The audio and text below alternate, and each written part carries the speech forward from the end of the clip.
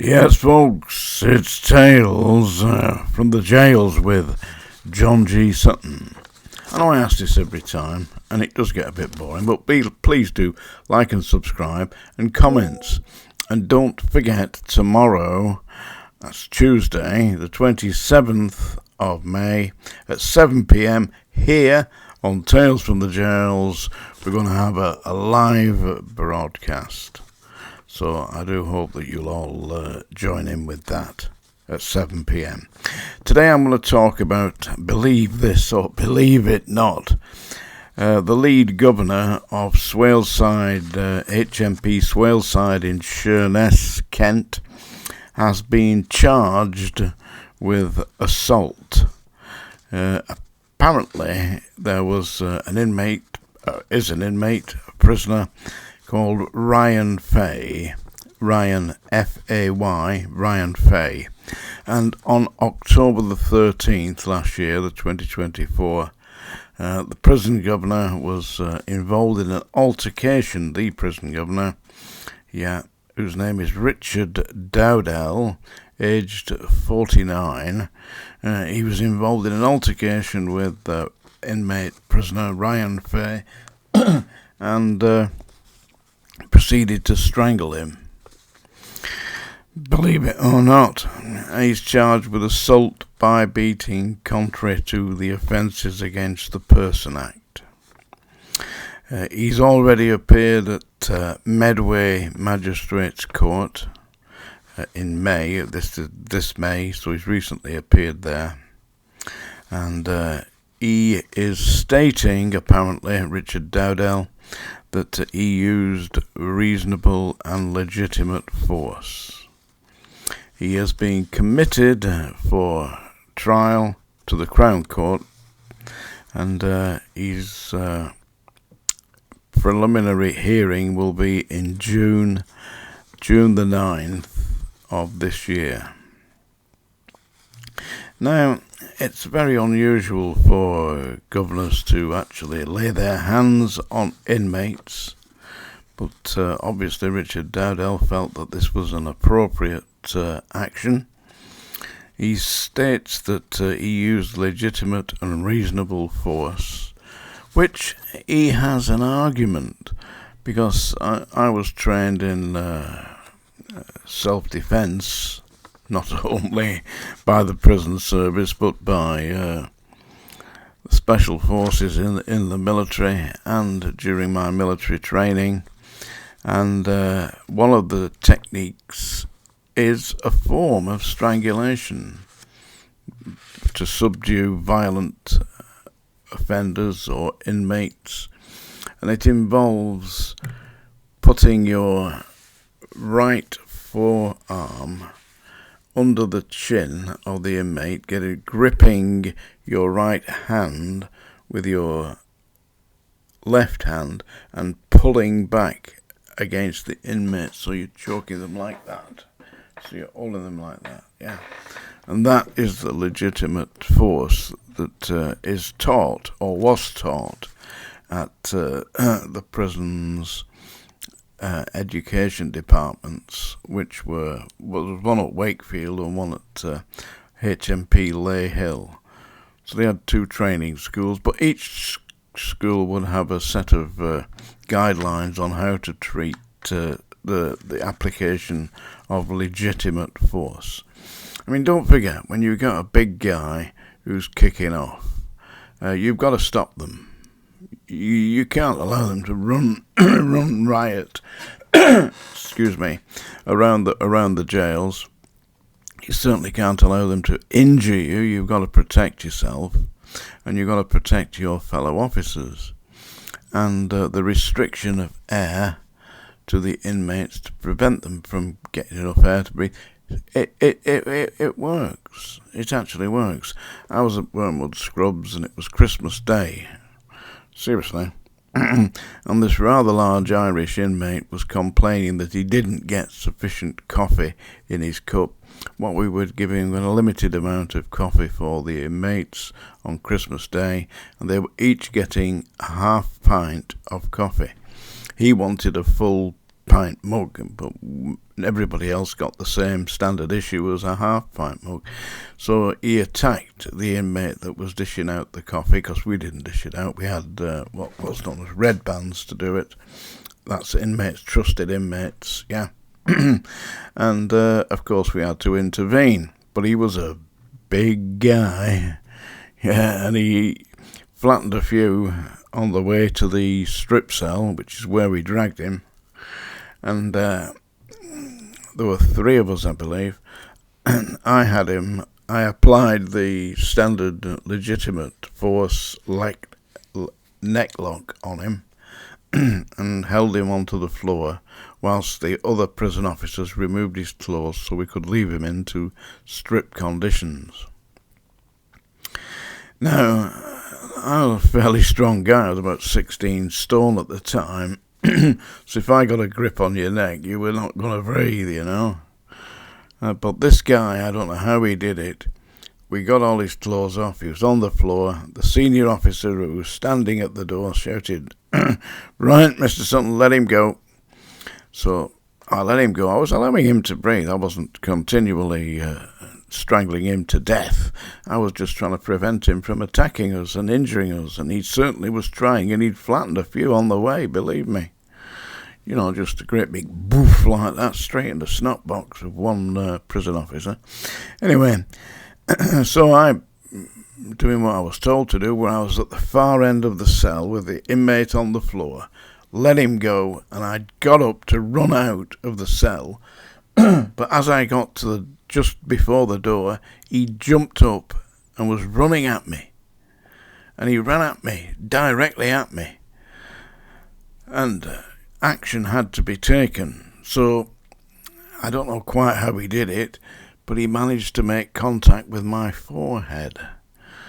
And apparently, I mean, it was such a smack, you know, I could see a bright light flash in front of me as my forehead connected with his. And apparently, the senior officer who was at the door said, I think he was a principal officer actually, he said, "Good God," he said, "I had never seen anything like that." Because when our heads collided, and don't forget I was 16 stone and built like a brick shithouse, hey, he went flying backwards. Apparently, he lifted off the floor and hit the back wall and collapsed. I mean, was that legitimate force? I don't know. I mean, it was all I had to do I had to protect myself. So we locked the door and shut him in, and that was the end of that. But I tell you, I certainly did see that flash of white lights. If you've ever had a connection with that, you know what you're getting, yeah. So anyway, that's today's little rant. The lead governor of Swaleside, HMP Swaleside in Sheerness, Kent, is set for a preliminary hearing on the 9th of June at Maidstone Crown Court. The reports from the Ministry of Justice say that during the year 2024, there were 10,605 attacks on staff. That equates to approximately 29 assaults on staff every day.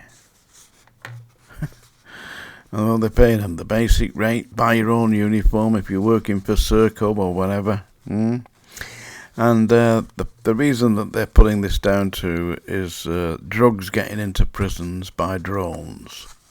Or are they getting into prisons by drones? Because the inmates that I speak to numerous ex-inmates, not inmates who are currently in, but inmates who are recently released from prison, and they are telling me that the drugs come in via the prison officers. Well, if you're paying people peanuts, what do you expect?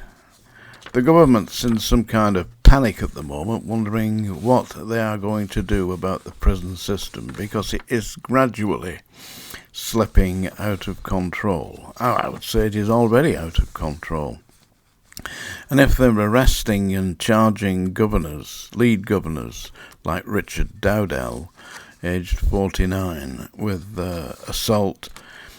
It's not going to prove to be a particularly attractive occupation. I mean, there are many other jobs that you can do for much more money, such as I keep mentioning, this car park attendant, shelf stacker at Asda. Yeah, all these jobs you can do. You don't have to get a big hat and a set of keys. And as for the police, well, we've got police going up. I did it yesterday, didn't I? Talked about the police who were tasering 92-year-old amputees. The heroes. Hey, fair and just. Yeah. So anyway, that's my little rant for today. I sincerely hope that you've enjoyed it.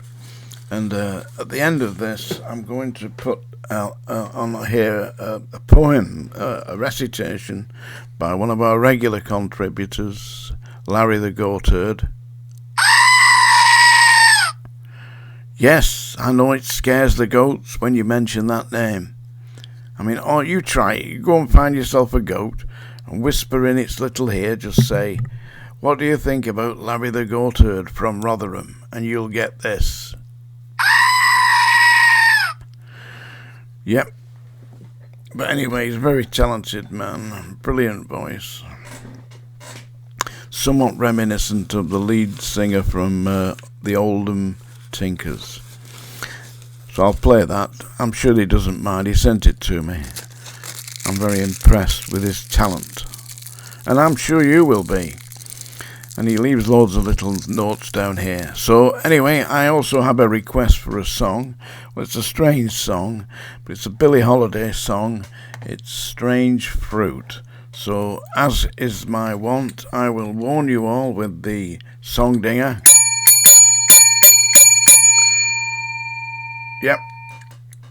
That's it. You've had your warning now. You've had your warning. And also the goat. So you've got your... It's that time of day, folks. Are you ready? Don't forget, Tuesday, 7 p.m. That's tomorrow, by the way. Here we go. This is my attempt to do a very difficult song to sing, actually.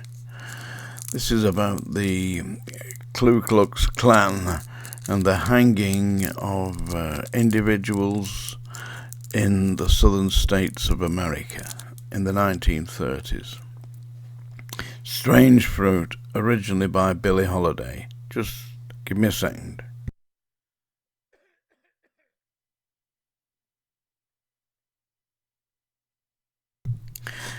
Are we sitting comfortably? Well, you won't be in a minute. Strange Fruit.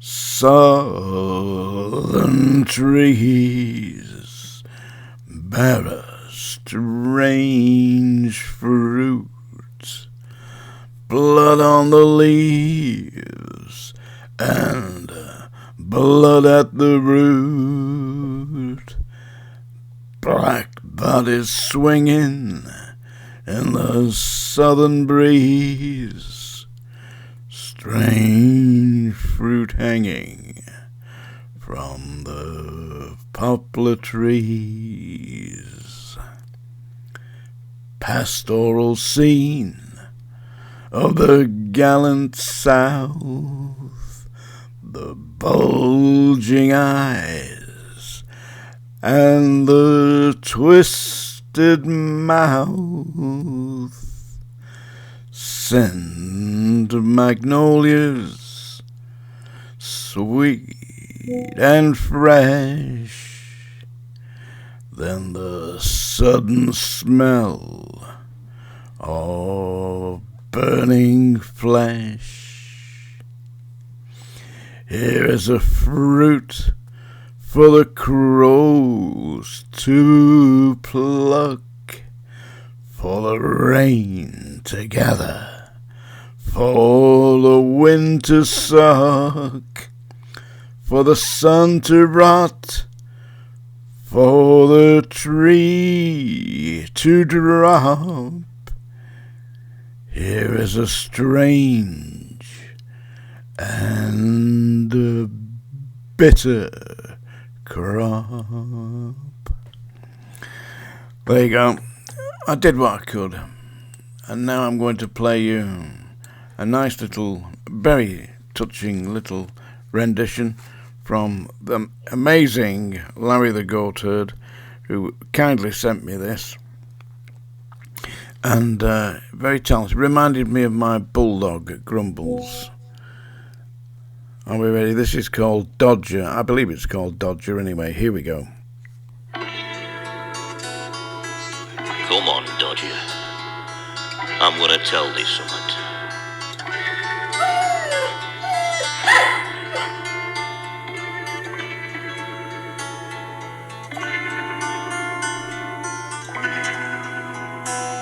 If a picture paints 1,000 words, and why can't I paint thee?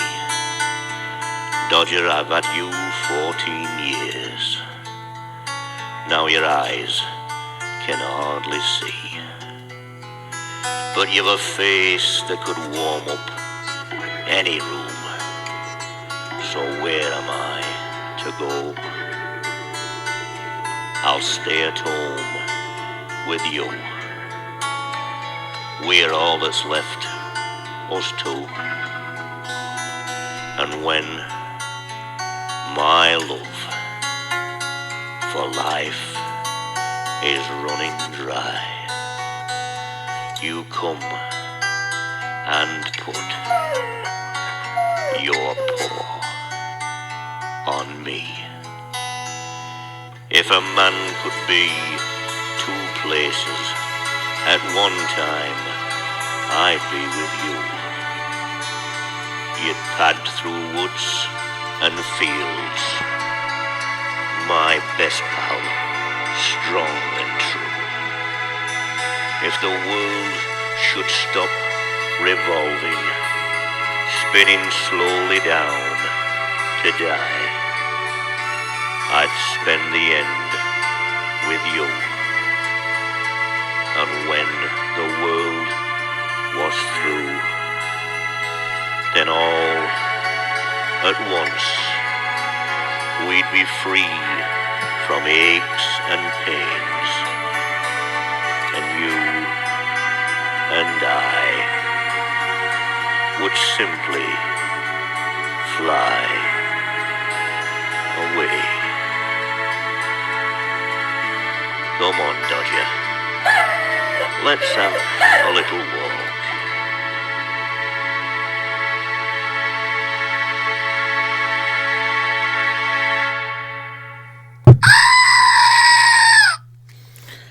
That's it, folks. Tales from the Jails. Tomorrow night, 7 p.m. We'll have a little live broadcast. And thanks very much to Larry the Goatherd for that beautiful little recitation.